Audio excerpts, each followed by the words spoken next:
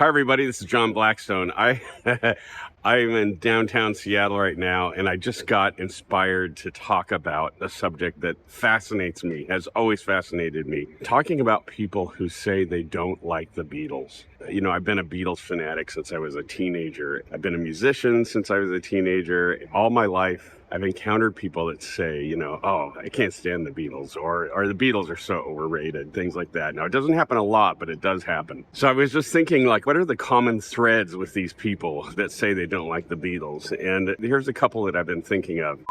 They don't really seem to understand the power of music, the magic of music, the beauty, the splendor of music. They just don't get that kind of a buzz from music like we do. If I were to tell them how a certain song would make me cry sometimes, they look at me like I had a third eyeball growing out of my forehead. They just don't relate to music in that way.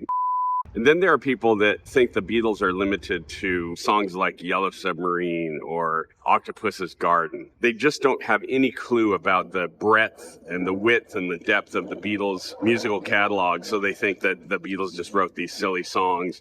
Or all they've ever heard are the very early songs like Love Me Do or I Want to Hold Your Hand or She Loves You, which are all amazing songs too, so they have no excuse for not liking them for those reasons.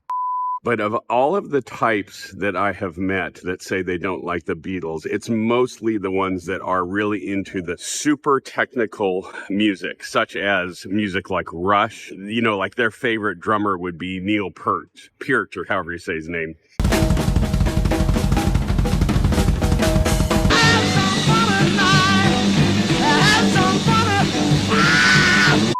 Or they're jazz snobs, stuff like Steely Dan. And I love Steely Dan, but it's super technical music, very precise in its presentation.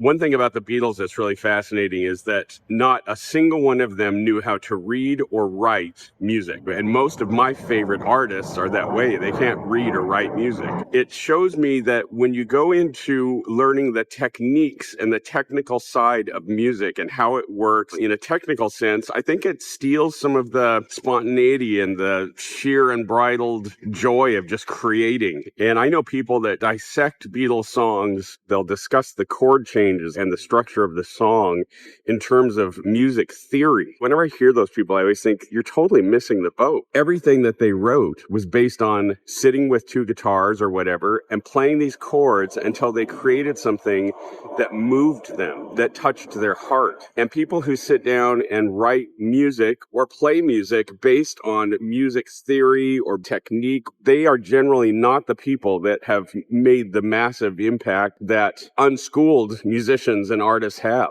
It's just simply true. And I think that's really fascinating.